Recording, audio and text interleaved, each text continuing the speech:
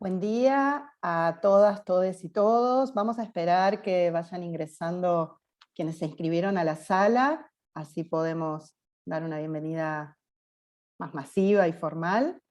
Así esperamos un minutito y ahí arrancamos.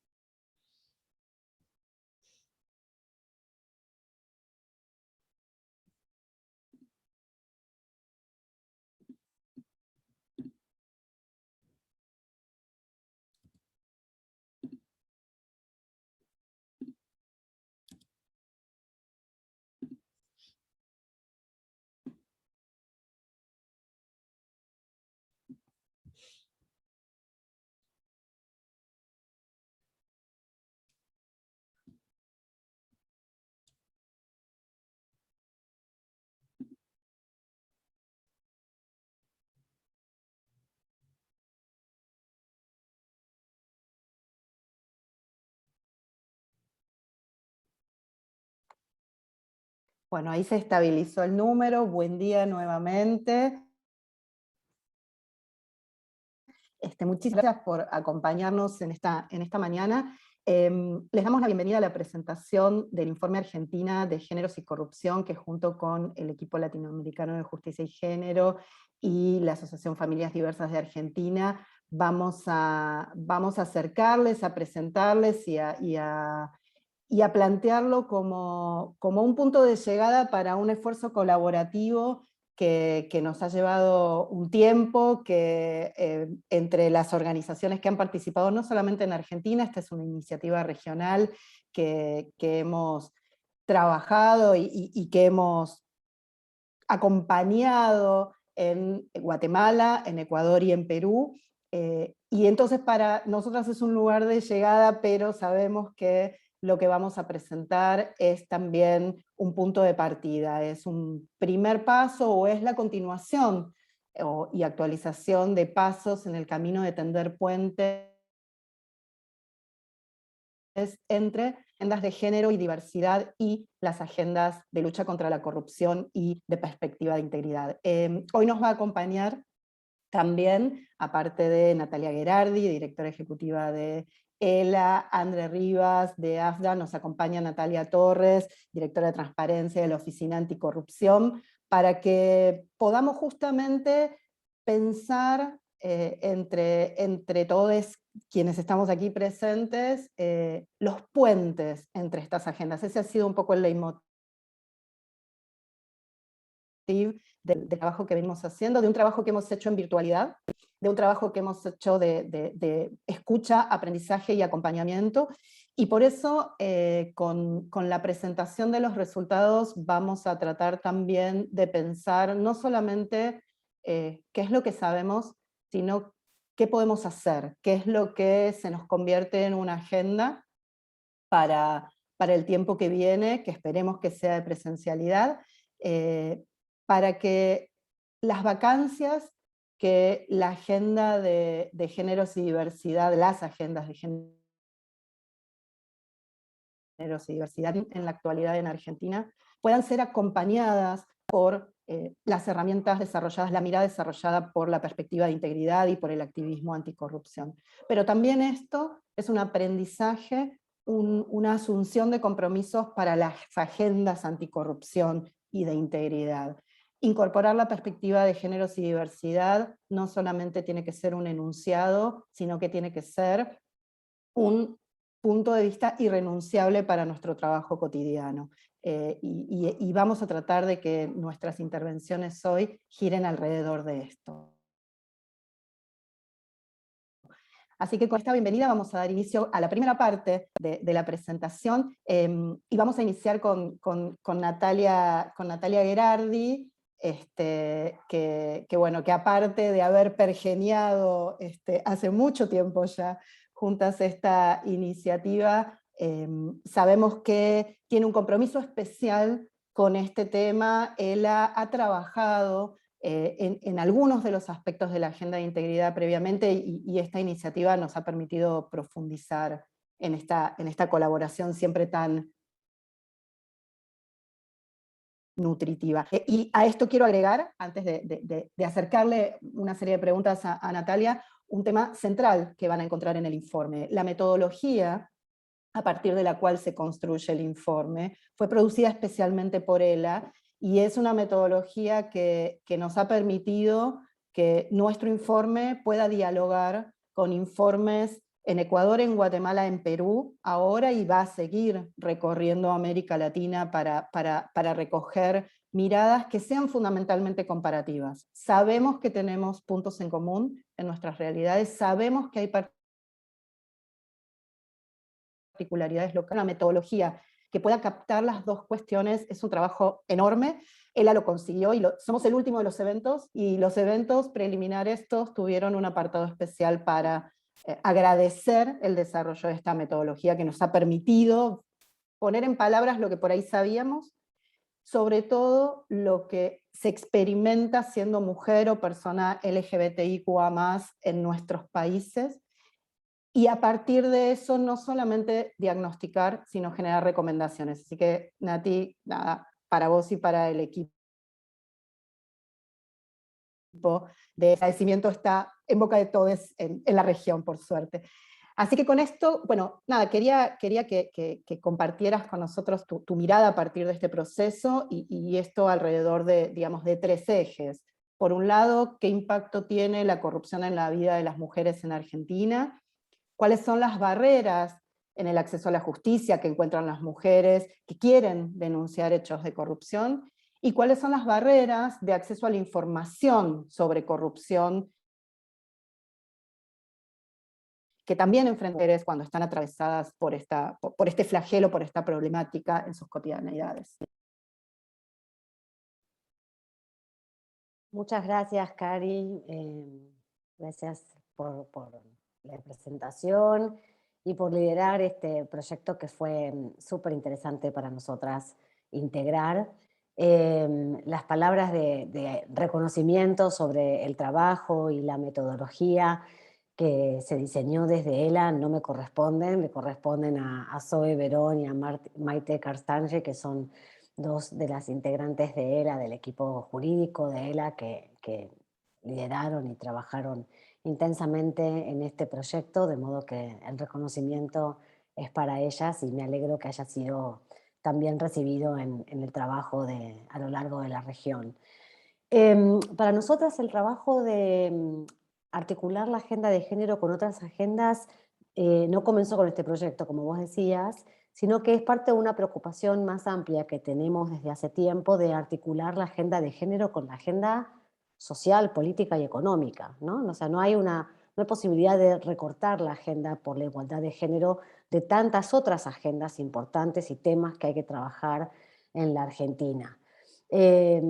Porque los temas de las mujeres, entre enormes comillas, como si hubiera un colectivo mujer único y homogéneo, son temas de la sociedad, son temas de las mujeres en toda la diversidad que las atraviesa, pero además son temas sociales y de las relaciones sociales entre los géneros. Por eso la invitación a articular una mirada de perspectiva de género en la agenda de corrupción nos parecía interesante para poner foco de alguna manera en ese gran principio general, esa mirada general que atraviesa nuestra organización y el tipo de trabajo que promovemos y que queremos hacer. La corrupción tiene sin duda un impacto diferencial en las mujeres y en otras personas en situación de vulnerabilidad, porque refuerza prácticas discriminatorias que ya existen. La discriminación es en sí misma una forma de discriminación, porque distingue, excluye, prefiere y priva a ciertas personas de ciertos derechos o ciertos beneficios. Las mujeres, cuando las consideras en toda la diversidad de sus circunstancias, enfrentan claramente desigualdades sistemáticas en diferentes ámbitos en los que se encuentran. Son desigualdades que existen antes, ¿no? Que preexisten, pero que además las dejan más expuestas a situaciones de corrupción y sobre todo de microcorrupción. En la investigación que lideraron Zoe y Maite, los eventos de microcorrupción fueron los que aparecieron como más claramente expresados en el impacto que tienen en las mujeres. La microcorrupción o la corrupción basada en necesidades tiene lugar en las interacciones personales de funcionarias, funcionarios estatales con la población en general, en temas vinculados con la prestación de servicios públicos.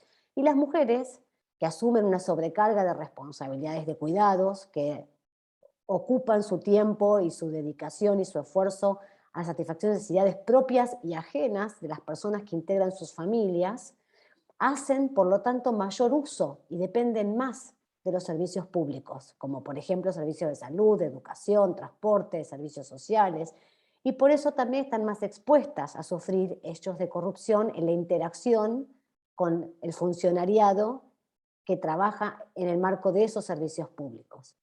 En las entrevistas que se hicieron para esta investigación, varias de las expertas con las que conversamos dieron cuenta de ejemplos de microcorrupción en Argentina en diferentes sectores. Por ejemplo, en el sector educativo, cuando no se activan los protocolos de violencia de género en casos de profesores que son denunciados por estudiantes, porque las personas que deben activarlos tienen algún compromiso institucional o personal o individual con quien ha sido denunciado. Eso es un hecho de microcorrupción.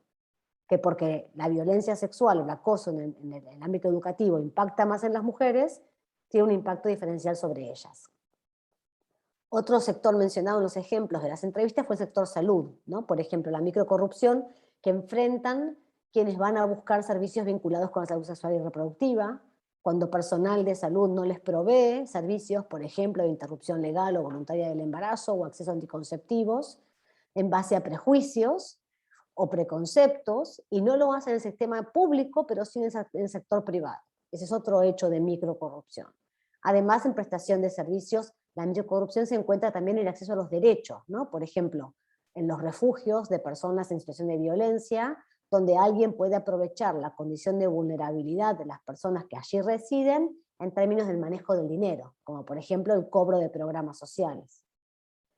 Estas formas de microcorrupción, además de diferenciarse por los montos dinerarios involucrados, claramente son menores que en los grandes hechos de corrupción que aparecen en las noticias cotidianamente, también se diferencian por la naturaleza de la moneda de cambio. No solo es el dinero lo que está en juego en un hecho de microcorrupción. A veces también puede involucrar servicios personales o prácticas sexuales. Las mujeres trans travestis están mucho más expuestas a este fenómeno llamado extorsión sexual o sextorsión, donde a través del abuso de poder se busca obtener un favor sexual. Según datos de Transparencia Internacional, en Argentina el 19% de las personas ha sufrido sextorsión o conocen a alguien que lo ha sufrido. ¿Cómo trabajar sobre esto? ¿Cómo abordar esto sin información? El acceso a la información es en sí misma una barrera importante de acceso para superar las situaciones de corrupción en las que se encuentran. Ahora, para eso necesitamos datos, ¿no? Y ya sabemos desde antes, previo a esta investigación, que los datos desde una perspectiva de género son escasos. En 2019 desde él hicimos una serie de charlas, de encuentros, en la era prepandemia, cuando nos encontrábamos en un lugar y charlábamos y compartíamos un café, hicimos una serie de encuentros sobre la importancia de los datos desde una perspectiva de género. Eso dio lugar después a una publicación que ponía el énfasis en esto, ¿no? ¿Por qué es importante contar con más y mejor información desagregada que permitiera un análisis y monitoreo de políticas públicas desde una perspectiva de género?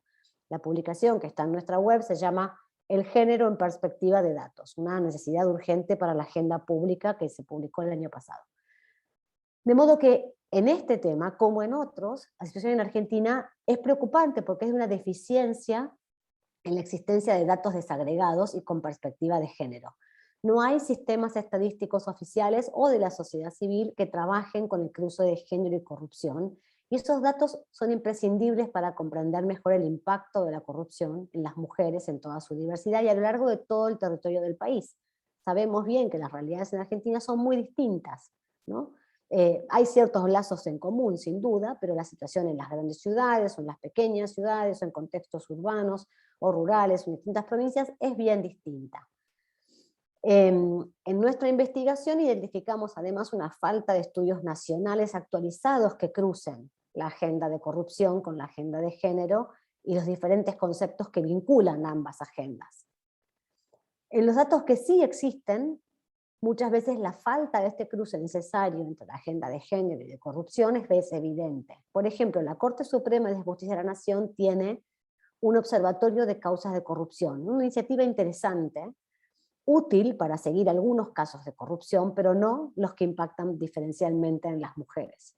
El observatorio lleva directamente a las personas usuarias a documentos que existen en cada una de las causas y se pueden hacer búsquedas tanto por causa como por parte actora. Pero esta herramienta, que es importante para la transparencia y el monitoreo de esas causas, no tiene perspectiva de género y no cuenta con, por ejemplo, la posibilidad de buscar causas por género o por tipo de corrupción o por tipo de persona afectada. No existe la voz vinculada con la microcorrupción o la sextorsión, por ejemplo. A falta de algunos datos específicos, hay algunos otros datos que pueden ser interesantes, pero que también preocupa ahí la falta de continuidad en su producción. Para tener datos que te permitan hacer un monitoreo, necesitas que se produzcan, que se generen de manera periódica, de modo de poder hacer una evaluación longitudinal, digamos, del fenómeno. En el 2018, el INDEC hizo una encuesta nacional de victimización, que es interesante, es uno de los pocos estudios en el país que consulta a la ciudadanía sobre un delito de corrupción, en este caso el soborno pasivo. Y el estudio hace algunos cruces de información por género de las víctimas, pero no desagrega, por ejemplo, el soborno y su prevalencia según género. Esperamos que este estudio sea retomado y continuado en el futuro y mejorado en estos aspectos, porque sería una fuente de información valiosa. Otro desafío que identificamos en el acceso a la información es la falta de visibilización, de concientización y sensibilización sobre este tema. Si no conocemos nuestros derechos y no sabemos cómo ejercerlos, difícilmente los problematicemos al punto de exigir su cumplimiento o su reparación. ¿No? Hace falta campañas oficiales para eso, de sociedad civil, sobre corrupción y el impacto diferencial de género. En las entrevistas que hicimos para el informe, las expertas enfatizaron justamente esto. Este es un tema poco tratado y poco visible en las agendas de género. Y además falta todavía reconocer como hechos de corrupción, más allá de nombrarlos como formas de violencia, y problematizarlos y buscar herramientas de abordaje para ellos. Si conoces esos derechos, si identificás esos problemas, si lo describís como una situación problemática, qué herramientas podés tener a disposición, de qué maneras podés activar el acceso a la justicia frente a hechos de corrupción. Ahí entramos en otra dimensión, con otra fuente de problemas, digamos, que tiene que ver con las barreras de acceso a la justicia, que por supuesto existen en términos generales y en términos amplios, y por supuesto también impactan en las mujeres que quieran denunciar hechos de corrupción. Las realidades que viven las mujeres no solo tienen un impacto en cómo viven la corrupción, sino también afectan su saber respecto de cómo actuar sobre la corrupción. Y ahí otra vez las diferentes circunstancias personales, sociales, emocionales de las mujeres consideradas en su diversidad y en sus diferentes condiciones de vida tienen un impacto central, ¿no? Las mujeres suelen denunciar la corrupción con menos frecuencia, en principio por miedo a las consecuencias y el desconocimiento o la falta de recursos que son necesarios para realizar las denuncias. Entonces, cuando conoces la situación, cuando tenés percepción de esas dificultades, el acceso al conocimiento y el miedo a lo que sigue y la falta de protección que puedas tener después, impacta como un obstáculo para lograr esa denuncia, hacer esa denuncia. Si bien no hay datos que nos dé una idea de cómo las mujeres denuncian las situaciones de corrupción, algunos estudios te pueden dar algunos indicadores. Por ejemplo, hay un estudio interesante en la Cámara de Diputados en el año 2017 que analizó las denuncias sobre situaciones de violencia laboral. Y lo que se vio allí es que, si bien hay una prevalencia de cantidad de mujeres que denuncian, que son más que los varones, uno podría pensar también que sufren más situaciones de violencia respecto de los varones en el ámbito del empleo. Esos son los datos que tenemos en términos generales, más allá de este espacio laboral en Argentina, en la región y en el mundo. También es cierto que en la mayoría de los casos, el 58% de los casos de víctimas de violencia laboral que hizo una denuncia aseguró que no pudo resolver el problema y el 22% optó por pedir el pase a otra dependencia como un mecanismo de resolución de la situación de violencia. Por supuesto, esto también tiene que ver con las dificultades para abordar el tema de violencia laboral y la falta de respuestas adecuadas en general. Pero en un tema muy específico, muy concreto, en un área pública como la Cámara de Diputados, donde se abordó el problema y se indagó acerca de los mecanismos de resolución y de reparación, la respuesta es preocupante en el sentido de que hay pocas denuncias, el 79% de los casos no denunciaron los incidentes de violencia laboral, entre las principales razones por miedo a la represalia o por desconfianza en la autoridad o el organismo. Entonces ahí tenemos como algunas ideas respecto de cuáles son los obstáculos que están impactando en la falta de acceso a la justicia. Y en las mismas circunstancias de discriminación estructural hace que muchas veces se enfrenten diferentes dificultades a la hora de denunciar un acto de corrupción.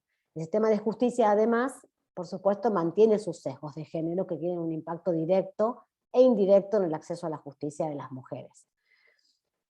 Hay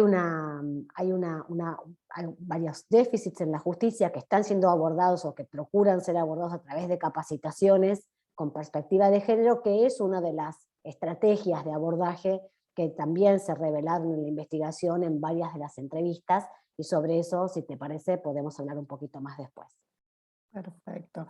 Bueno, estaba por decirte que estamos en tiempo y quedó excelente. Muchísimas gracias, Natalia. Me dicen que yo tengo un pequeño delay, que parece que se traba, y sí, pero sigue, como que me acelero después. Así que voy a hacer más cortita mi intervención para saltármelo. Vamos a pasar ahora a la mirada que André Rivas y Afda nos han acercado en este proceso. Nos hemos conocido en pandemia, a través de Cuadraditos, y bueno, ya parece que trabajamos juntas, no sé, hace miles de años. André, el aporte fundamental y lo que nos ha permitido también corrernos fundamentalmente cuando venimos desde el campo anticorrupción de ciertas maneras de pensar aquello que estudiamos y lo que tratamos de modificar, vino justamente por esta complejización que la experiencia, la vivencia y la militancia de las personas LGBTIQA+ nos pueden acercar, es decir, cómo cambiar esa lente que estamos incorporando, o en todo caso ajustar la mirada a particularidades. Por supuesto, hay una cantidad de cuestiones en común entre lo que fuimos analizando y que presentaba recién Natalia, pero hay especificidades que justamente llaman la atención sobre utilizábamos este término en el informe, lo insidioso de la corrupción cuando, digamos, afecta a las comunidades LGBTIQA+, y un poco desde ese caso muchísimo más extremo y más invisible, tenemos herramientas diagnósticas para mirar la totalidad de las personas, las subjetividades, las orientaciones que no son masculinas, ¿sí? O que no son cis y que no son masculinas. Entonces, a partir de eso, bueno, la idea es que nos presentes en unos 15 minutos, más o menos 13, 15 minutos, ¿qué podemos ver desde esta perspectiva? ¿Cuáles son las barreras y cuáles son esos llamados de atención específicos que están en el informe, pero que, bueno, podemos compartir ahora con quienes nos acompañan? Gracias, André. Bueno, muchas gracias. Primero agradecer a todas las organizaciones participantes y fundamentalmente a Poder Ciudadano y a vos, Karina, por la comprensión de la complejidad y del impacto diferenciado que tenemos las personas LGBTIQA+, y de cada una de nuestras identidades. Y es lo que a mí me gustaría hablar hoy, y aparte focalizar mucho en un nuevo paradigma, en un paradigma nuevo que está mutando, que es el de la diferencia sexual. ¿Sí? Esto está mutando, y las epistemologías tienen necesariamente ahora que reformularse. Y esto ya mismo está presente en el Estado argentino a partir de que rompe con el binario de la diferencia sexual al reconocer a las identidades no binarias. Digo, esto como para ya comenzar en que ya lo tenemos en el Estado mismo, esto. Entonces ya no podemos desde ninguna área de estudio directamente no tenerlo más en cuenta. Voy a hacer una pequeña presentación, voy rápido, me detienen cualquier cosa. Voy a compartir pantalla. ¿Me ven bien? Genial, buenísimo. Bueno, el impacto de la corrupción en las personas LGBTIQA+. Es fundamental comprender que como persona LGBTIQA+, hay una violencia sistemática y un odio sistemático y hasta naturalizado en las diferentes instancias de nuestras vidas. Muchas veces se habla de cuál es nuestro acceso a determinados derechos, y la verdad que tenemos que empezar a pensar estas violencias estructurales, estas discriminaciones estructurales desde las diferencias de las diferentes etapas de nuestra vida. Porque las personas LGBTIQA+, en cuanto empezamos a identificarnos, autopercibirnos como personas LGBTIQA+, y estamos en un sistema heterocisnormativo, binario, con una gran discriminación y violencia hacia todo aquello que no encaje en lo binario, no solo en los cuerpos, sino también en los modos de vida y en las prácticas.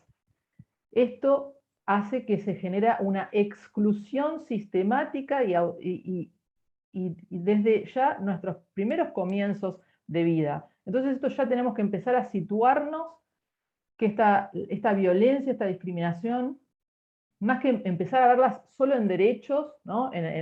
Puntuales como el acceso a la salud, etc., en exclusiones sociales y discriminaciones estructurales en nuestras diferentes etapas de vida. Entonces tenemos que empezar ya en la etapa de vida de la niñez, la adolescencia, y de ahí hacia toda la vida de la persona LGBTIQA+, con diferentes especificidades en las diferentes identidades. Y yo traigo esta imagen porque es realmente el silencio de Tehuel es el grito de justicia, es lo que dice una familiar de Tehuel, porque en la causa de la desaparición de Tehuel, un joven trans de Argentina que tenía 21 años, 22, cuando desaparece, en la búsqueda de trabajo, ¿sí? No hubo grandes avances y justamente las personas que están imputadas no hablan y no se logra un avance en la causa realmente, y la difusión y la búsqueda de Tehuel no es lo mismo que para una persona cis. Y entendiendo aquí, poniendo una masculinidad no cis, como también la corrupción trae el impacto en masculinidades que no son cis, que no son binarias, que son trans también.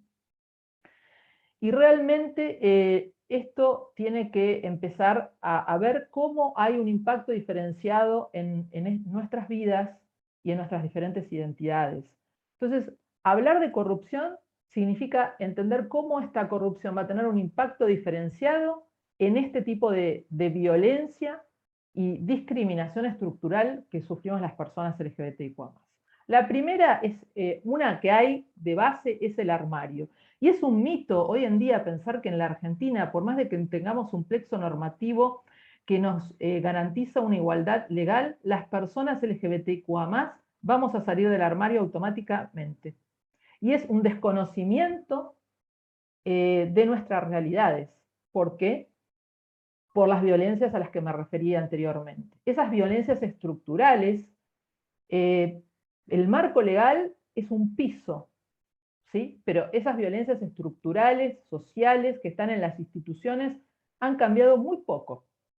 Son aquellas que nos generan todas nuestras barreras para poder acceder plenamente a los derechos que tenemos por ley. Entonces, el armario es una de las primeras cuestiones que tenemos que pasar las personas LGBTIQA+. Yo estoy segura de que todas ustedes conocen al menos 2 personas LGBTQA+, y no saben que son LGBTQA+, y están al lado de esas personas, y esas personas todavía no se han podido expresar. ¿Por qué? Por el armario, por el miedo, por la opresión, por la discriminación, por la violencia. Esta es la foto de Santiago Cancinos, un joven de 14 años que fue encontrado su cuerpo 4 años después de que desapareció a los 14 años. Santiago estaba saliendo del armario. La salida del armario significa cuando el armario significa cuando la persona LGBTQA+, no puede o no quiere públicamente presentarse como persona LGBTQA+. Las razones, la violencia, claramente. La violencia que tenemos que enfrentar cada vez que salimos del armario, porque del armario no se sale una vez, se sale todos los días de nuestra vida, y en cada una de nuestras circunstancias. Santiago tenía, en Salta, no fue buscado como Santiago, fue buscado por su identidad, que no era, digamos, por su identidad asignada al nacer, que no era con la cual Santiago se identificaba. Y lamentablemente esto fue un influencer que sugirió a la policía, miren lo que les digo, que buscaran a Santiago por su nombre. Increíblemente, apenas el influencer hace esta sugerencia, a los meses se encuentra el cuerpo de Santiago justo enfrente de la ciudad judicial de Salta. Como Santiago tenía problemas digamos, para que su aceptación, digamos, de su entorno, y se encuentra una soga cerca de donde está, rápidamente se cierra la causa y se la rotula como que fue un suicidio. Pero bueno, imagínense que ya la búsqueda de Santiago estuvo iniciada con una diferencia sexual que no le correspondía. Estas violencias y desigualdades estructurales hacen que incluso a veces se nos saque de lo que es la violencia de género. Nosotros hemos desde ASDA trabajado con este concepto de las capas del binarismo, de la heterocisnorma, porque nosotros sufrimos no solo la violencia, estas violencias que les estoy contando, donde la corrupción se mete cruelmente y con una gran impunidad, porque básicamente lo que tenemos que decir es que hay una total impunidad, porque la gran mayoría de las personas LGBTQA+ estamos invisibles en esta situación, y ni siquiera estamos contadas por el Estado. Y en este caso, también en el caso de la violencia de género, que cuando vivenciamos violencia de género, parece que tenemos que se nos quiere meter, a veces hasta con forceps, pero no. Vivimos violencia de género y tiene características especiales.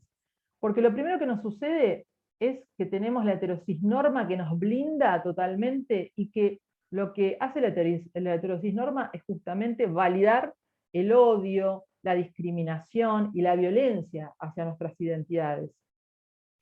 Luego tenemos el armario, ¿no? Donde hay personas que pueden salir del armario, y hay personas que nunca pueden salir del armario. Pero esto no es un trabajo particular de la persona, esto es porque hay una violencia y una discriminación muy grande en la sociedad. Y es ahí donde también digamos, la corrupción se mete, justamente el chantaje de hacer un outing, de sacar a alguien del armario, cuando está en el armario, es muy frecuente en lo que es en nuestras vidas, y en la microcorrupción. Y también ahí es donde, luego de esas capas, podemos encontrar las típicas de cada una de las identidades LGBTQA+. Porque otra de las cosas que nos sucede es que a veces se hace reduccionismo sobre las personas LGBTQA+. A aquellas personas que se identifican como mujeres, que son LGBTQA+, sean porque son lesbianas que se identifican como mujeres, o mujeres bisexuales que se identifican como mujeres, se cree que estamos todas las personas LGBTQA+ allí, y no es así. Y a veces se habla solo de las personas trans, y yo, la verdad que me obliga, mañana es el día de la visibilidad bisexual. Si hay también hay que referirse a las diferentes formas que que asume la corrupción en cada una de las propias identidades, porque cada identidad LGBTIQA+ tiene una especificidad de violencia concreta. Entonces no se puede hacer un reduccionismo. Por ejemplo, en el caso de las personas bisexuales, las mujeres bisexuales, por ejemplo, o las personas con vulva, que se identifican como bisexuales, e incluso también las personas con pene, bisexuales, tienen, pero específicamente las mujeres bisexuales, tienen el tema de la hipersexualización, y esto es donde también opera la corrupción altamente. André, quedan 2 minutos. 2 minutos, voy rápido. Voy ya acá al hueso de la problemática, la falta de los datos desagregados sobre personas LGBTQA+. Indudablemente nos encontramos sin datos, como lo dijo anteriormente Natalia, pero acá hay que tener mucho cuidado. Primero porque los datos han sido siempre vistos desde la diferencia sexual. Entonces es necesario recolectar estos datos, pero teniendo en cuenta el cuidado desde el paradigma de los derechos humanos LGBTQA+, porque el Estado no nos garantiza el cuidado de esta información, ¿sí? Entonces puede ser incluso generarnos mayor vulnerabilidad. Y después romper con el binarismo desde el Estado es fundamental. El Estado ahora argentino rompió con el binarismo, porque ahora reconoce las identidades como la mía, la no binaria, y es una gran oportunidad. Y en este sentido, cuando digo que el romper con el binarismo es una gran oportunidad, es porque ahora entiendo, porque aparte el decreto presidencial decía que en 120 días se tenía que ordenar todos los sistemas, va a haber una revolución en todo lo que son los sistemas de datos, y aquí tiene que empezar también la agenda de corrupción, a ver qué es lo que está sucediendo con nuestros datos en estos términos, donde ya se rompe el binarismo. La desconfianza institucional que tenemos las personas LGBTQA+ hacia las instituciones hace que tengamos una baja tasa de denuncias, casi no podemos denunciar. ¿Por qué? Primero porque somos sujetos de sospecha, hay una criminalización, ¿no? Y aparte, si vos haces una denuncia, es probable que por ser una persona LGBTQA+, primero tenés que tener resuelto un montón de situaciones que tal vez no las tengas resueltas, como las que les puse anteriormente, y a veces tenés que ir a denunciar a quienes mayoritariamente, que son las fuerzas de seguridad, son las que ejercen la corrupción y la violencia sistemáticamente sobre las personas LGBTQA+, y lo que implica muchas veces el exilio para evitar represalias, y una alta exposición. El acceso a la justicia, y ya con esto cierro, hay una falta de acompañamiento, una falta de recursos, hay una falta de no entendernos, de no tomarse el tiempo, ¿no? Y también de que las leyes estén adecuadas a la normativa nacional en las provincias. Por ejemplo, los lineamientos que sacó el Ministerio de Mujeres respecto a adecuar aquellas normas, por ejemplo, que permiten las detenciones arbitrarias todavía hoy en Argentina, que son causales de corrupción, ¿sí? Que se puedan adecuar a la normativa, y todos estos códigos de falta, ¿no? Donde se habla de la buena moral, etcétera, que permiten la detención arbitraria de personas que luego termina o con un acto de corrupción, de sextorsión o de criminalización, tienen que ser erradicadas de nuestro país. Después, bueno, esto lo pueden ver en el informe, que lo charlamos, que son las desigualdades desestructurales, la falta de visibilidad, la desconfianza, y fundamentalmente el sistema cis-sexista tutelar que se tiene hacia las personas LGBTIQA+, que hace que no podamos tener una participación. Las personas LGBTIQA+, tenemos que hablar nosotros sobre nosotros, nada de nosotros sin nosotros, y tenemos que estar pluralmente representadas en las diversas agendas. Y voy a cerrar con esto que vuelvo a reiterar porque me parece sumamente importante para la agenda anticorrupción, para ustedes, que es el paradigma de la diferencia sexual que está mutando, con lo que dijo Paul Preciado cuando enfrentó a la Academia de Psicoanálisis. Y yo creo que esto se puede extender también a diferentes agendas. Y Paul Preciado dice que dentro de unos 20 años va a haber una elección, o sea, se hace una proyección de una elección histórica sin precedentes, o sea, se continúa trabajando con la antigua epistemología de la diferencia sexual y se valida de este modo el régimen patriarco colonial que lo sustenta, haciéndose por tanto responsable de la violencia que se produce, o bien se abre un proceso de crítica política de los lenguajes y de las prácticas. Y esto me parece que involucra muchísimo a la agenda anticorrupción y que ahora el Estado argentino brinda una oportunidad para una nueva forma de procesamiento de datos. Yo espero que realmente esto genere una oportunidad y confío en ustedes que van a estar luchando ahí para que así sea. Bueno, muchísimas gracias. Muchísimas gracias, Andrea. Bueno, como siempre, un placer y un enorme desafío, ¿no?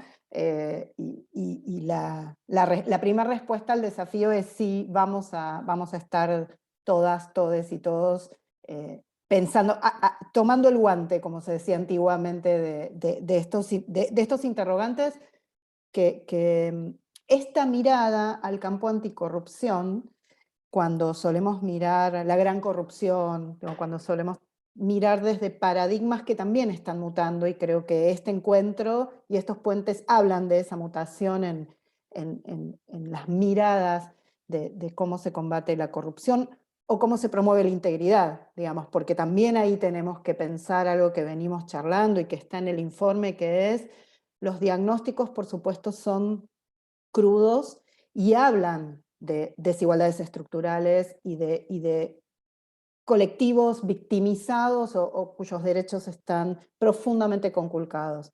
Pero también tenemos que hablar de, bueno, no solo de las soluciones, sino de las capacidades que existen en las personas, en sus comunidades, en sus grupos, en las instituciones, para que la perspectiva de derechos, el Estado de Derecho y los sistemas de integridad conjuguen, ¿sí? Los podamos pensar como sistemas. Y en esa mutación, no solamente porque es una persona que es parte de este campo y de esta agenda hace mucho tiempo y tiene un compromiso profundo con esto, sino porque hoy está en el lugar de ocupar un rol institucional que es lo que nos interesa. El puente no es solo entre las agendas en sociedad civil. Trabajamos todas, todes y todos para cambiar aquellas relaciones de poder que entendemos que son injustas. Y sin el Estado, sin la institucionalidad, sin revisar qué hay, qué existe y qué no, que está por construirse como capacidades estatales, como políticas públicas, nos quedamos a mitad de camino. Está con nosotros Natalia Torres, que es directora de Transparencia de la Oficina Anticorrupción, y la idea justamente, Natalia, es que tu mirada, tu lectura, no solamente sobre el informe, sino sobre los diagnósticos que conoces, nos acerquen a dónde estamos en Argentina en este cruce, porque justamente la mirada regional nos ha permitido ver esto, digamos, el informe de Argentina funciona en otros países de la región como un justamente horizonte al que hay que llegar, pero nosotros estamos en ese horizonte y el horizonte tiene esa particularidad, ¿no? Se corre permanentemente y eso es parte de nuestra participación en este proceso. Natalia, ¿dónde estamos? Hay bastante para contar y eso es un elemento que hay que destacar y que creo que tratamos de poner en el informe. ¿Dónde estamos? ¿Desde dónde crees que tenemos que revisar nuestras posiciones y hacia dónde vamos todas, todos y todes? Bueno, gracias Cari por la introducción y gracias a Poder Ciudadano y a ELA y a AFTA por la invitación a participar de esta actividad y compartir esta mañana con referentas como Natalia y André. Así que un gustazo estar con ustedes. Me voy a poner el relojito, ustedes disculpen. Y bueno, me tomé unas notitas para compartir con ustedes. Pensando un poco qué hablar hoy después de leer el informe, y lo que se me ocurrió es pensar en dos circularidades o dos sinergias si no somos muy amigos de la geometría, para pensar hoy. La primera es la relación entre diagnósticos, estudios diagnósticos y el diseño de política. Me gusta arrancar por acá para pensar esta intersección entre corrupción y género desde la mirada específica del diseño de política pública, porque como saben, o seguramente se imaginan, la generación o el diseño de política pública es siempre un desafío, ¿no? Porque uno trata de acotar el universo de posibles cursos de acción, y para eso miramos qué es lo que hay, qué se hizo, miramos los datos, damos pasos sobre lo que hicieron otros, aprendemos de los problemas de enfoques, los aciertos, los fracasos, las estrategias, las potencias de las experiencias, y bueno, a eso llamamos, ¿no?, técnicamente esto de política basada en evidencia. En este tema en particular, en este cruce entre corrupción y género, los estudios y las experiencias de políticas públicas son todavía escasos.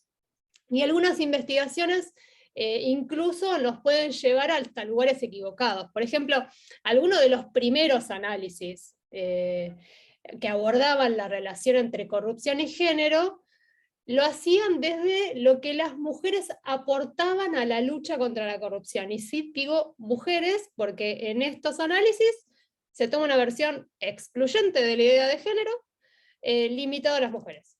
¿Qué era lo que decían? Que había una relación inversa entre la participación política de las mujeres y los niveles de corrupción. ¿Qué quiere decir esto?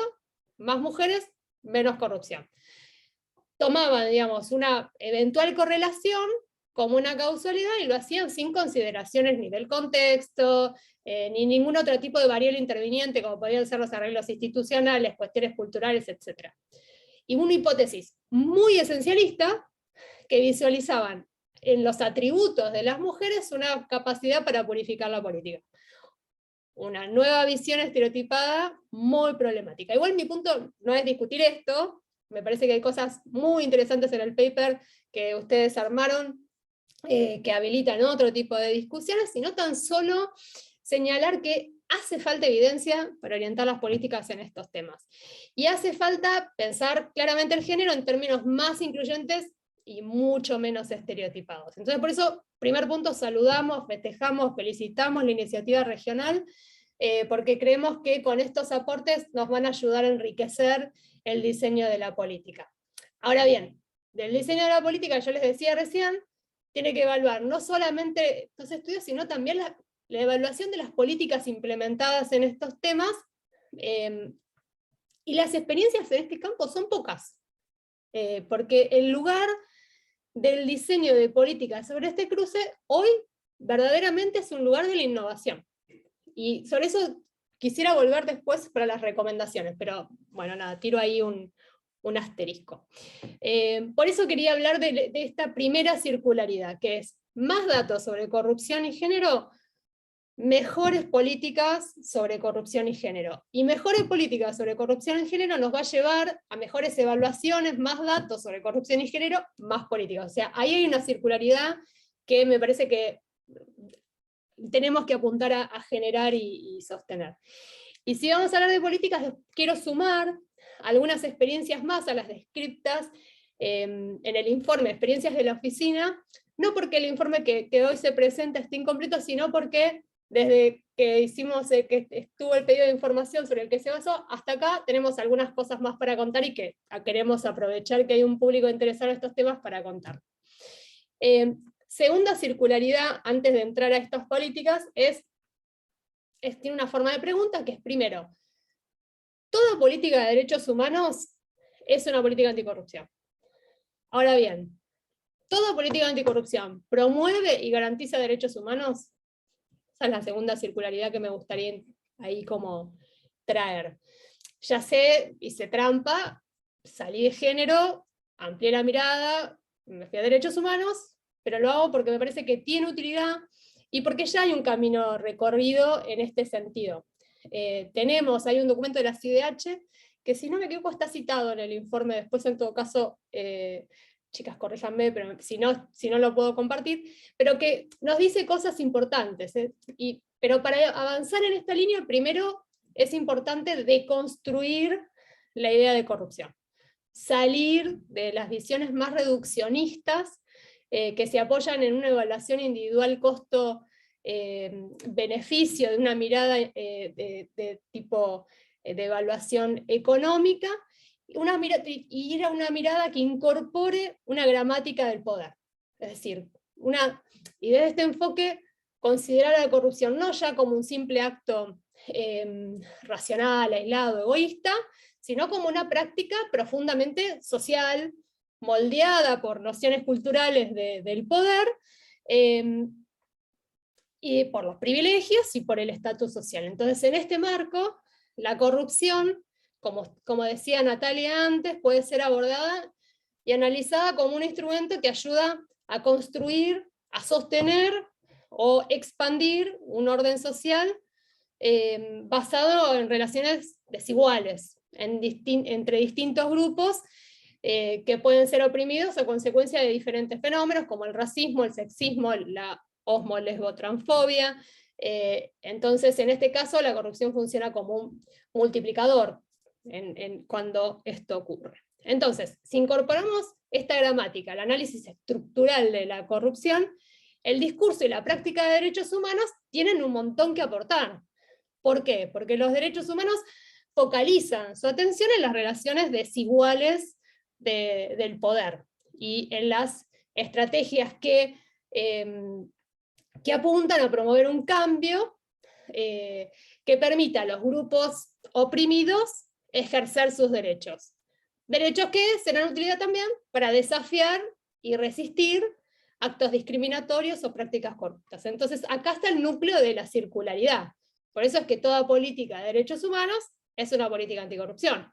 Ahora, ¿cómo hacemos para que una política anticorrupción sea respetuosa de derechos humanos? Y ahí es el aporte que hace la CIDH, no me voy a detener, pero solamente lo menciono, dice: toda política anticorrupción tiene que ser respetuosa de los siguientes principios: igualdad y no discriminación, participación e inclusión social, mecanismos de reclamo y acceso a la justicia, contar con la información como un elemento clave, la protección prioritaria a grupos en situación de discriminación histórica y la inclusión de la perspectiva de género y diversidad. Ahora, llegades acá,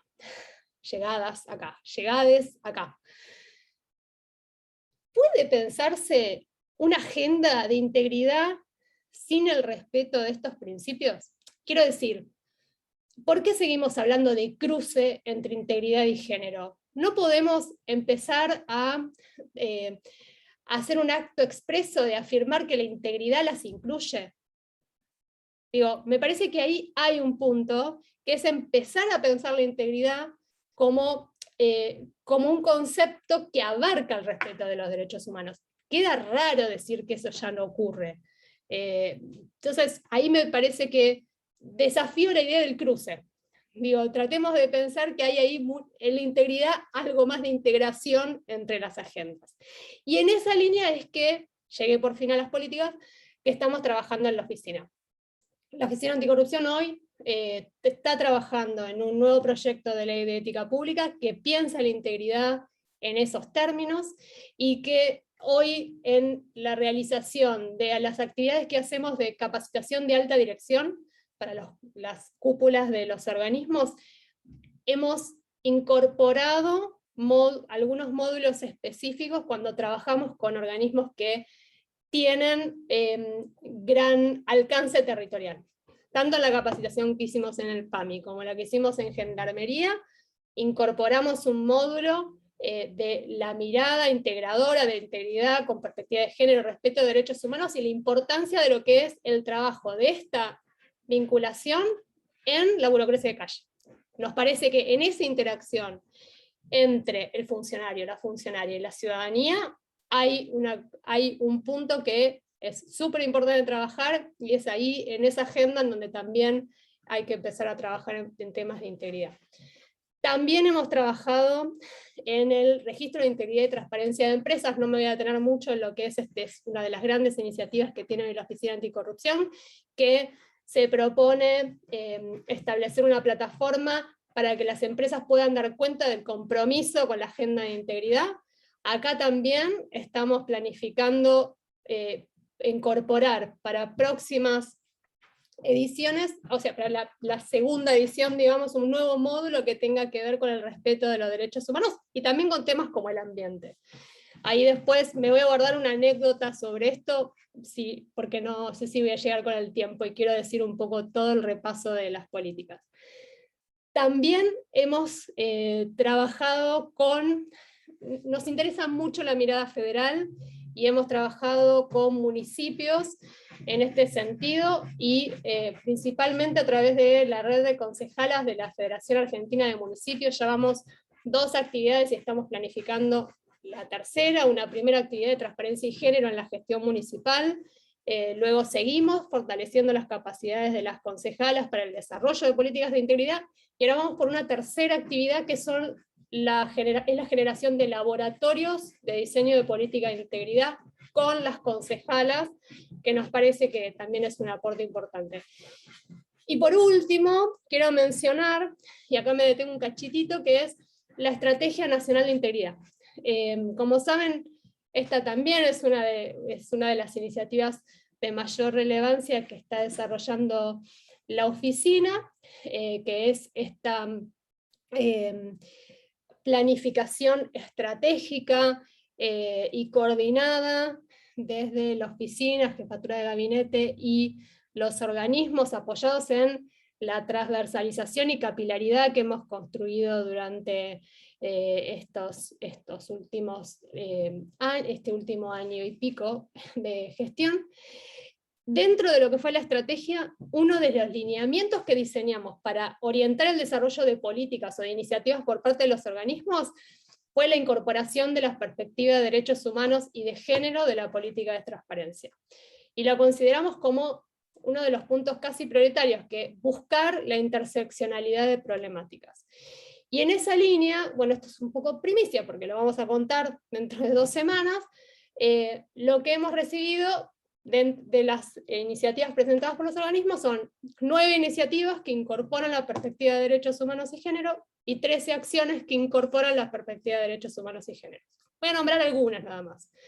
Por ejemplo, el Ministerio de Mujeres, Géneros y Diversidades presentó una serie de iniciativas, pero una de ellas es la asistencia técnica para el cruce de la perspectiva de género, diversidad e integridad, desarrollando acciones como la asistencia técnica para el cruce de la perspectiva de género y diversidad en el Observatorio de Género de la CIGEN.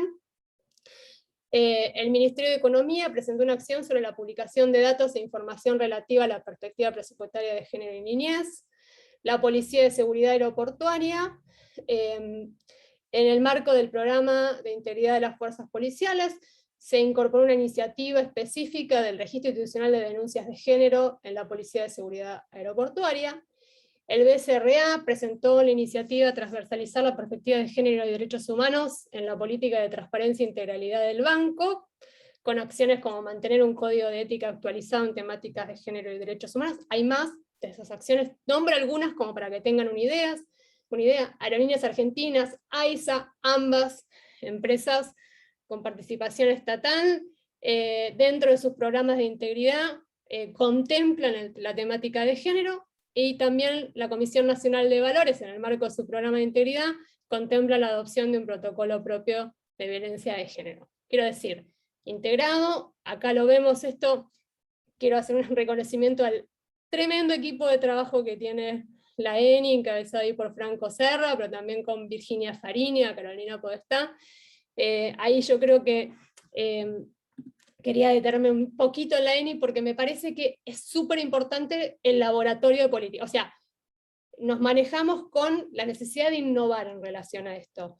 ¿Cómo hacemos políticas que lleven a la tierra, digamos, estas discusiones que estamos teniendo? Y en este sentido, los primeros pasos de los organismos para tratar de abarcar esta agenda me parece súper importante. Así que quería dar cuenta un poquito de ese panorama, compartirlo acá con ustedes, y quedo a disposición para seguir la conversación. Muchas gracias. Bueno, muchísimas gracias, Natalia.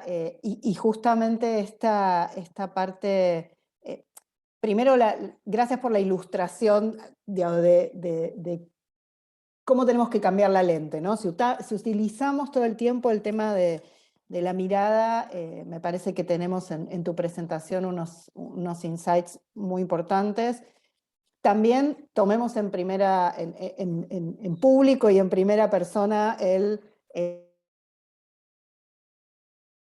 cruces, puentes, y como decía hace un rato Andrea, espérenme que vamos a...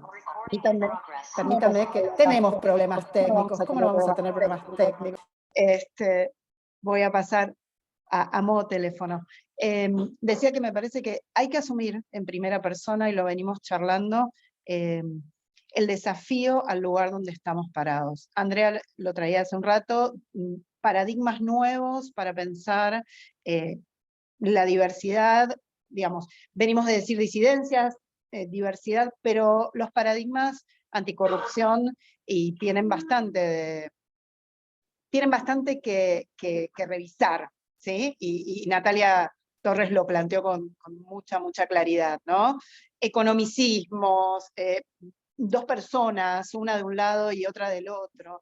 Y me parece que también hay una intervención muy interesante y que tenemos que asumir, que es si existe corrupción o si hay problemas de integridad en un sistema, esto debe ser pensado multiactoralmente. Entonces, todos estos avances, por ejemplo, en el caso del RITE, digamos, en pensar también al sector privado, ¿sí? En ese escenario y bueno, en cada una de las instancias, cuáles son los mecanismos que nos van a permitir revisar esta intersección, son más que bienvenidas.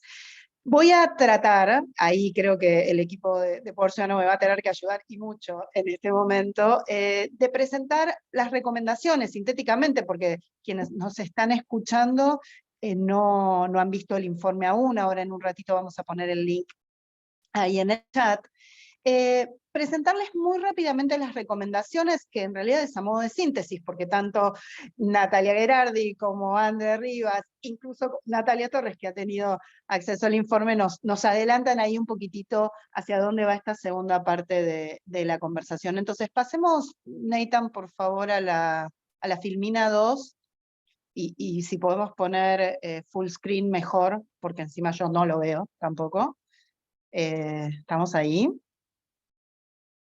¿Podemos pasar? Alegra no ser la única que no lo ve, Cari, porque Ay, está gracias. mirando la pantalla. Gracias, ahí está. Nate, si podés hacer un F11, así no, porque yo veo todo chiquito y estoy como, que todas estemos con anteojos, no solamente habla de la pandemia, habla de otras cosas. Entonces, a ver, esto sintetiza lo que están viendo ahora sí en pantalla, esto sintetiza lo que venimos charlando, y que ha sido profundizado, digamos, con distintas aristas. ¿Dónde estamos? Por eso señalaba al principio que la idea fundamental es que ¿dónde estamos? Sea un punto de partida para nuestro trabajo. Y allí también hay elementos que están resaltados en el informe y que traía Natalia Torres recién, que es: las políticas públicas en Argentina han avanzado significativamente en los últimos años, y esto al calor no solo del activismo, sino de la posibilidad de pensar cómo se implementan esos marcos normativos que han sido progresivos, ¿sí? Que han sido progresivos históricamente en Argentina, pero que, como en todo el campo anticorrupción solemos decir, la distancia entre el marco normativo y la implementación es enorme, o es más grande en algunos lugares y más pequeño en otros.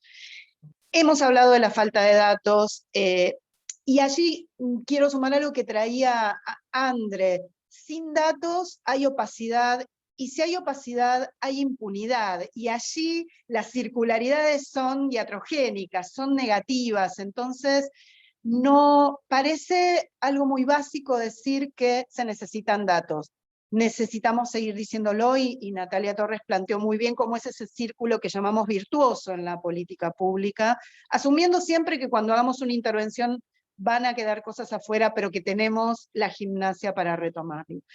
El informe viene también a focalizar un elemento que podemos enunciar, que entendemos que tenemos algunos elementos para trabajar, que es una punta de iceberg compleja, que es la que se genera alrededor de la extorsión sexual en contextos de corrupción como una de las formas de la microcorrupción, y ese vector, más que ese vector, esa muralla china que se instala entre las personas y sus derechos y el Estado de Derecho.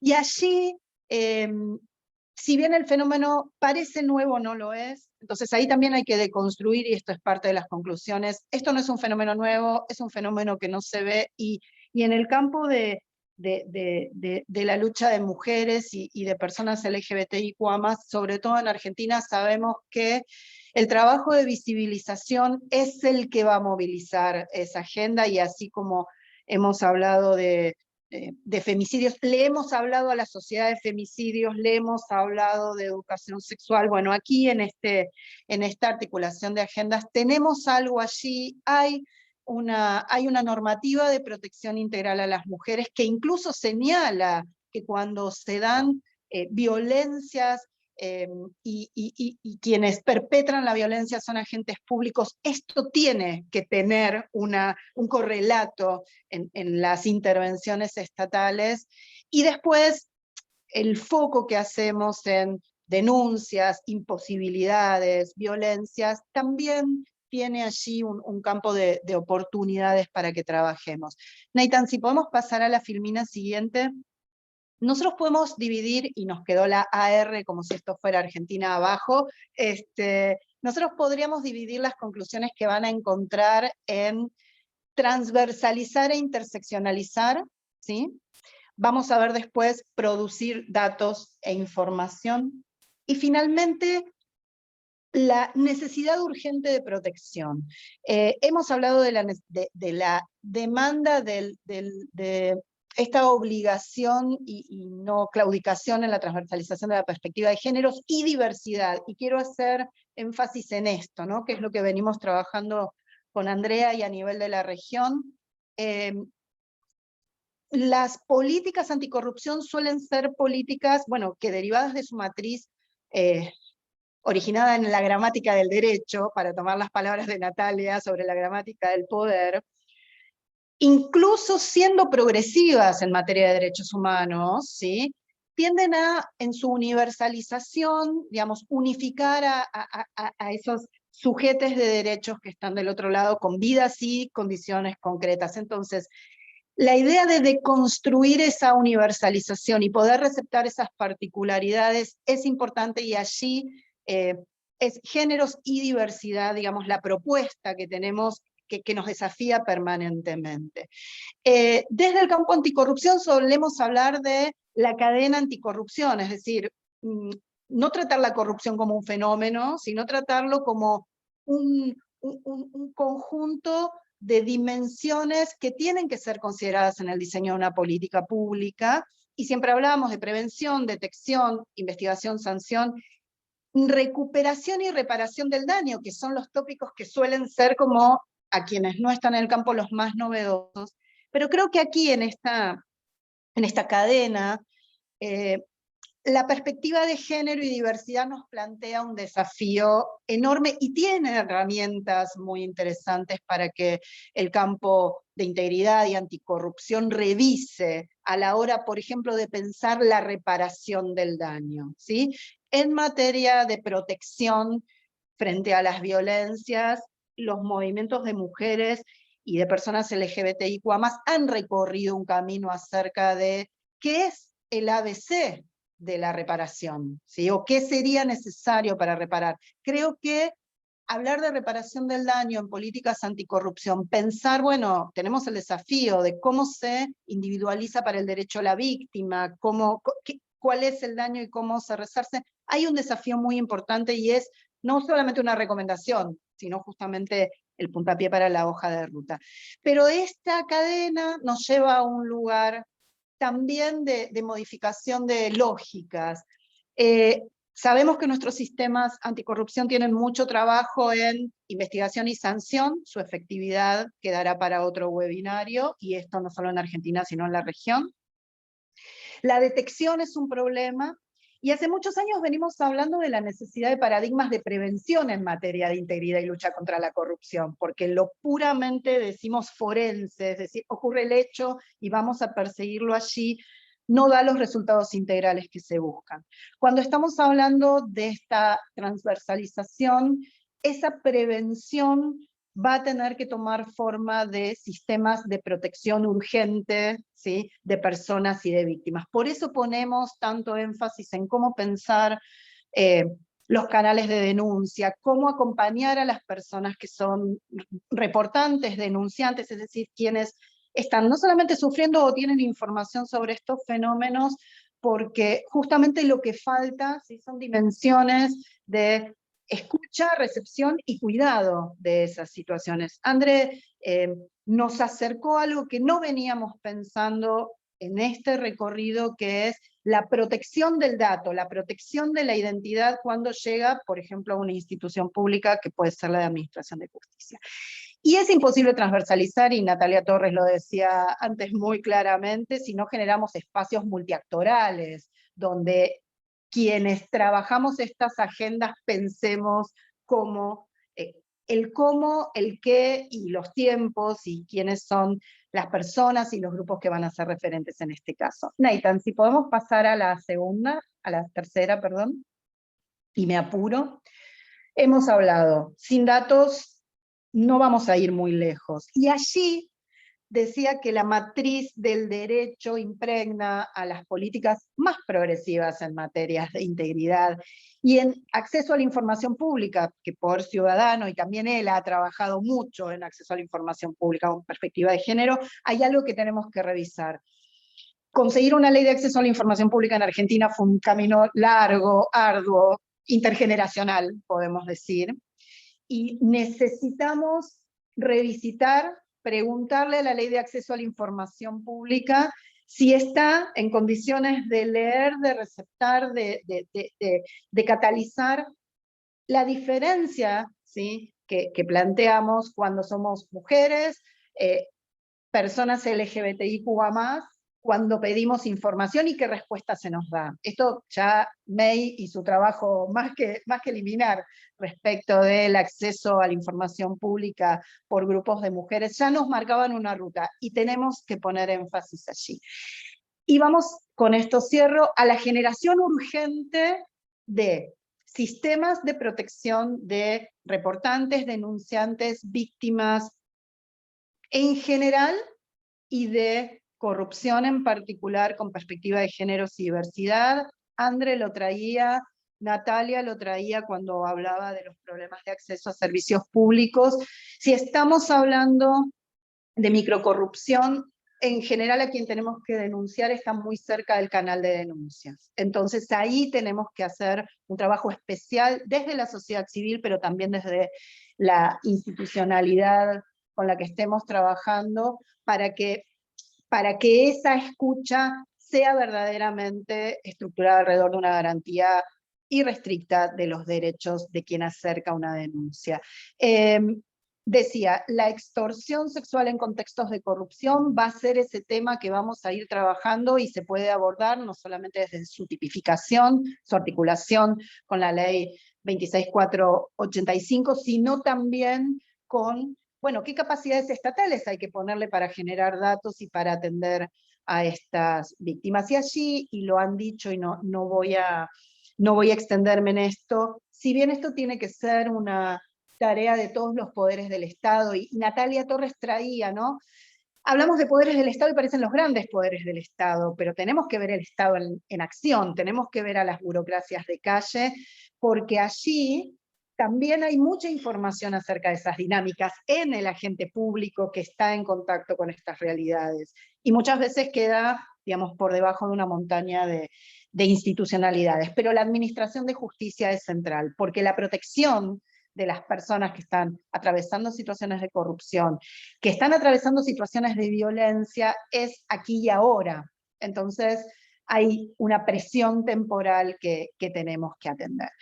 Yo con esto termino y quiero pasar a escucharlas en términos de, bueno, de reacciones a estas recomendaciones, de cuáles consideran ustedes que pueden ser aquellas a las que hay que ponerles una lente especial para que estas propuestas puedan empezar a moverse, y qué elementos por ahí de las intervenciones anteriores han quedado en el camino. Natalia Torres se había anotado una de, yo tengo una para innovación.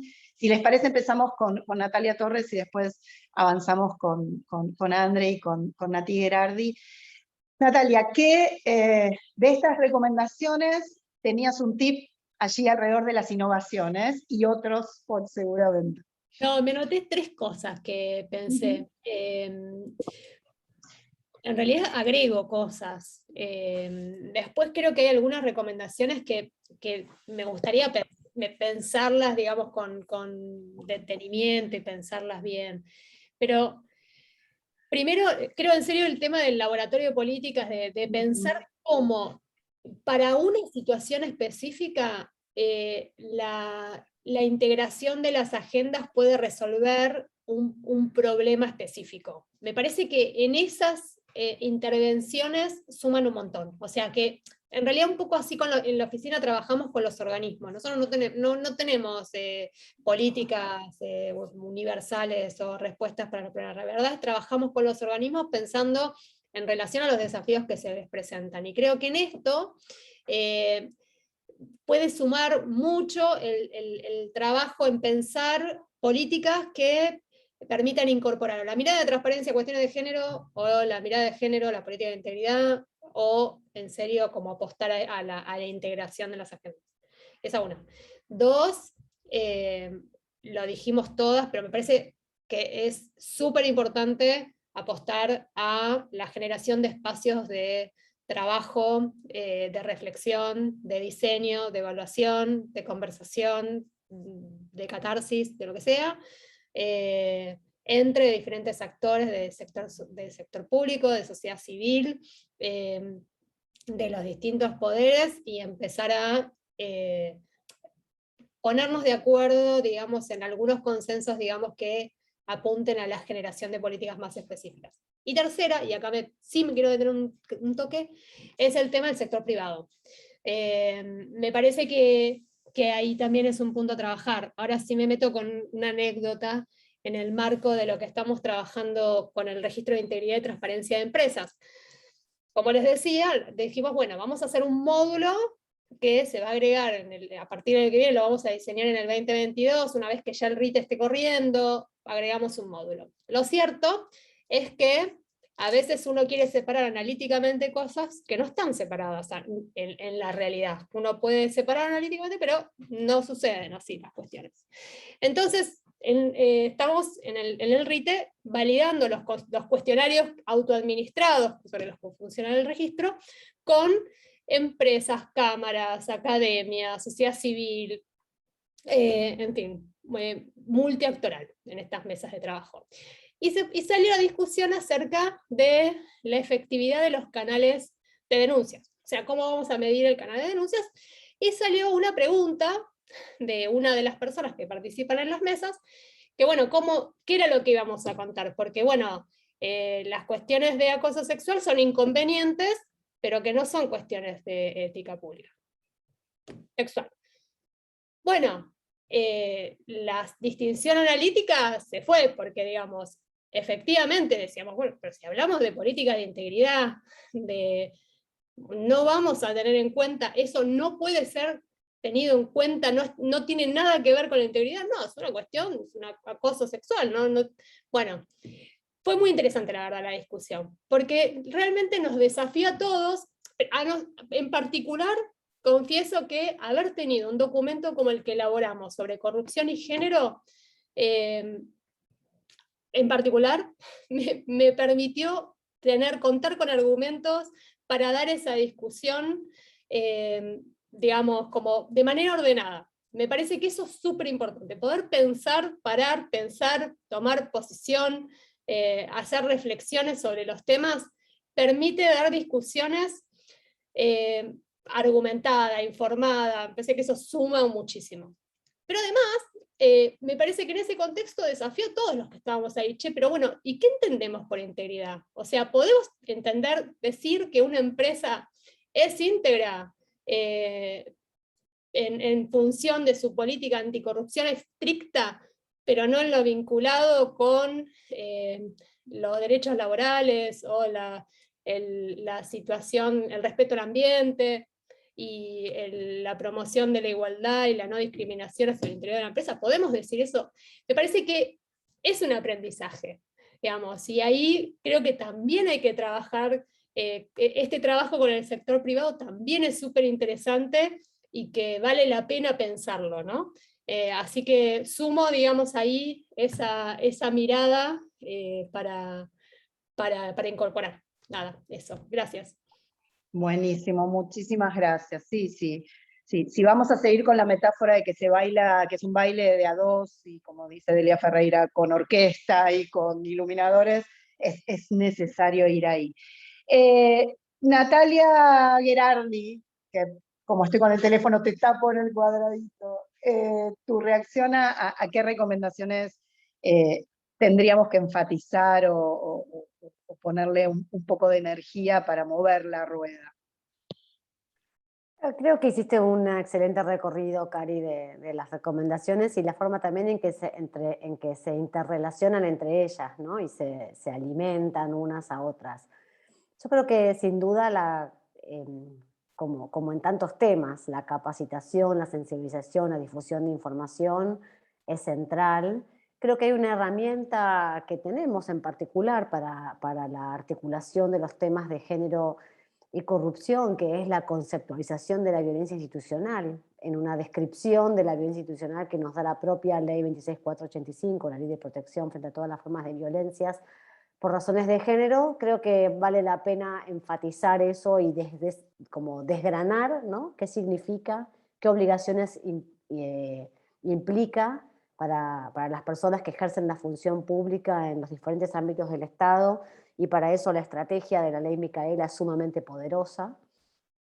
Puedo aprovechar el momento entonces para también recordar otro tema que nos preocupa desde ELA desde hace tiempo, que es no solamente capacitar, sino ocuparnos y preocuparnos por hacer una evaluación del impacto de esas capacitaciones. Es muy importante la estrategia del Estado, las estrategias en general de capacitación e información, sobre todo con esta obligación que asumió el Estado a través de la ley Micaela, pero una parte importante de ese compromiso tiene que ser evaluar el impacto que tiene, en qué medida transforma las concepciones, los preconceptos y las realidades y las prácticas institucionales a partir de esa capacitación y esa formación.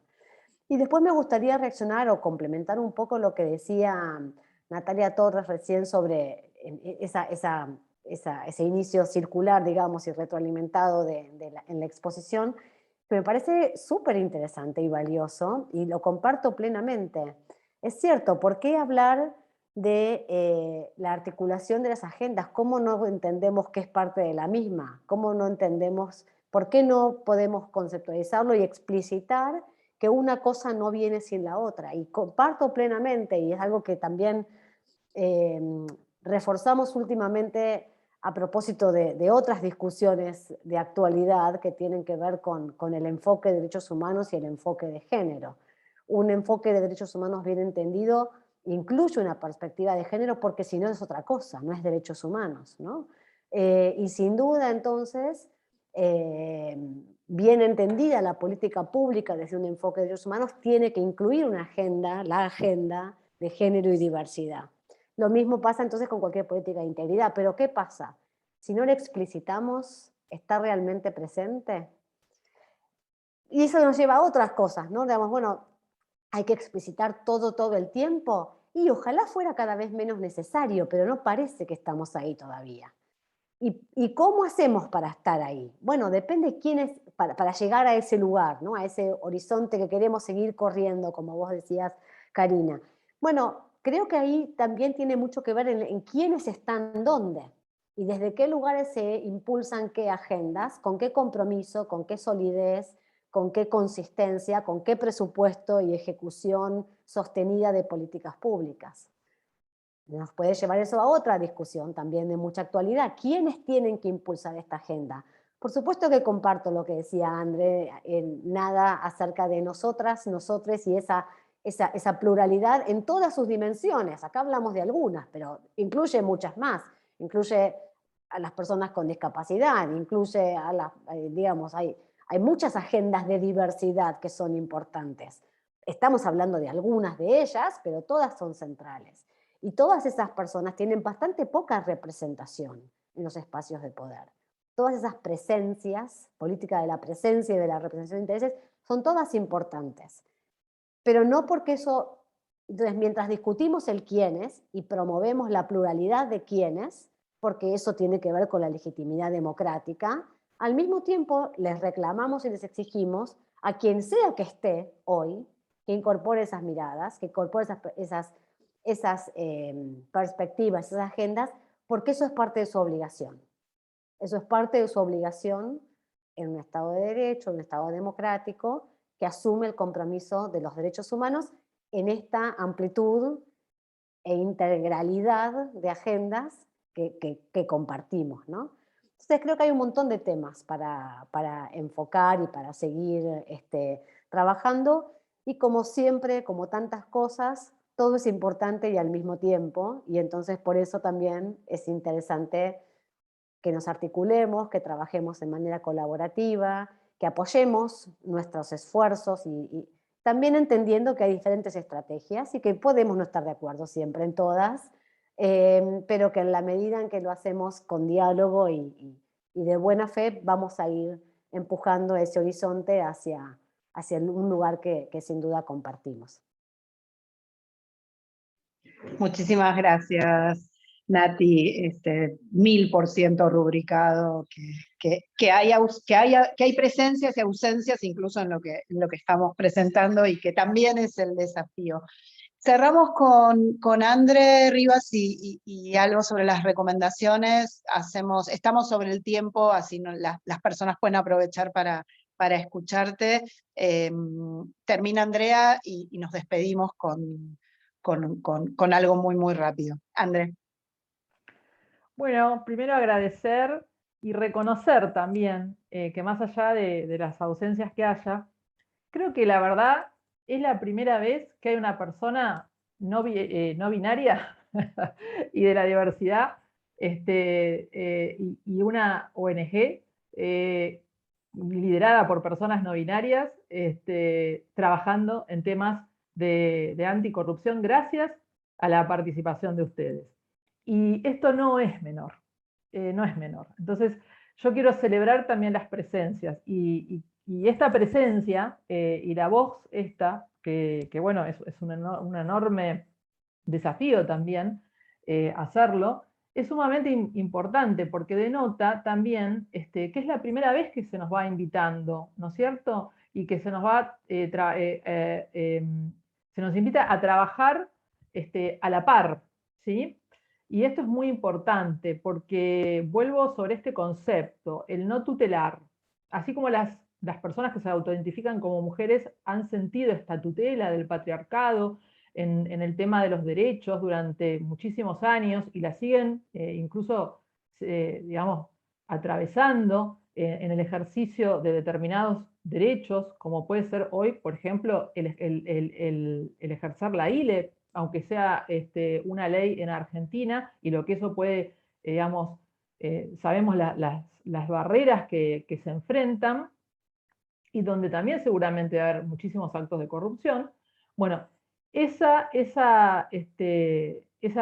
abandonar y de construir esas prácticas tutelares hacia las personas LGBTIQA+ es fundamental. Nuestra voz tiene que estar. Nosotros tenemos que estar por nosotros mismos, porque la verdad que es muy difícil comprender desde una aproximación patriarco-colonial quiénes somos. Y lo digo así porque realmente todos los conceptos de extractivismo y de patriarcado y colonialismo son las aproximaciones que generalmente tenemos de otras agendas. Entonces, esto creo que es sumamente importante, entonces celebro enormemente que podamos estar aquí trabajando a la par con nuestra propia voz y que esto es algo muy loable de parte de ustedes. Y creo que eso es, Karina, trabajar en la participación que tengamos las personas LGBTQA+, cuando se hable de las políticas que se refieran hacia nosotros. Esto es fundamental, porque si no estamos allí no vamos a poder garantizar que efectivamente estas políticas tengan la efectividad necesaria. Esto es fundamental, porque el Estado es cissexista, es heterocisexista. Recién ahora, y con esto me gustaría también aportarlo como algo, como una oportunidad, recién ahora el Estado argentino ha rompido con el binarismo. Entonces yo creo que cuando digo esto lo digo porque el Estado argentino ahora da DNIs a las personas no binarias. Entonces, y ha puesto, vuelvo a recargarlo porque esto para mí me parece muy importante, y ha puesto dentro de el decreto presidencial que todos los sistemas del Estado tenían que ser modificados en 120 días. De hecho, bueno, el padrón ha estado modificado. Y esto nos trae una posibilidad de empezar a tener datos, a cuidar y a exigirle al Estado que produzca esos datos con el cuidado necesario.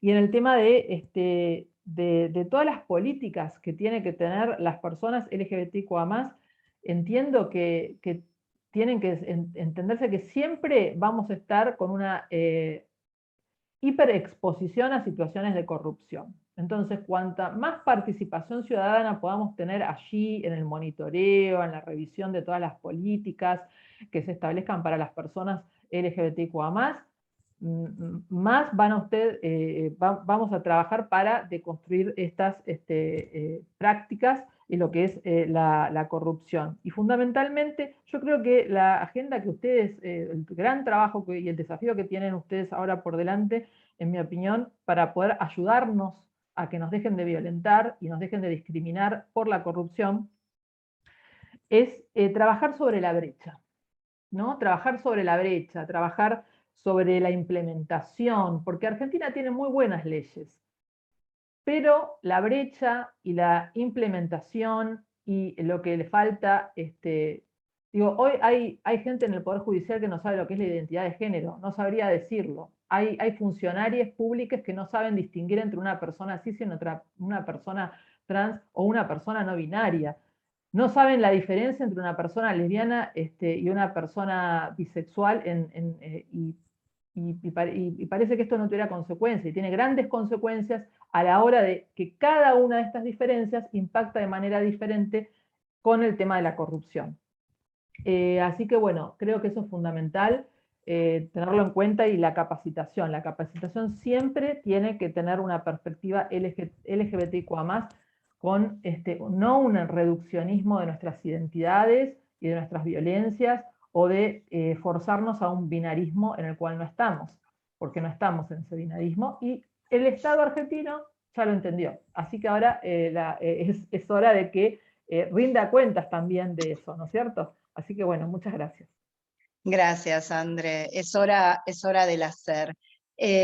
Para no extendernos mucho más, esta mañana con muchos más problemas técnicos que los que se vieron, pensaba un poco en cómo podemos cerrar algo que es una apertura, ¿no? Este evento es una apertura, entonces es difícil cerrarlo.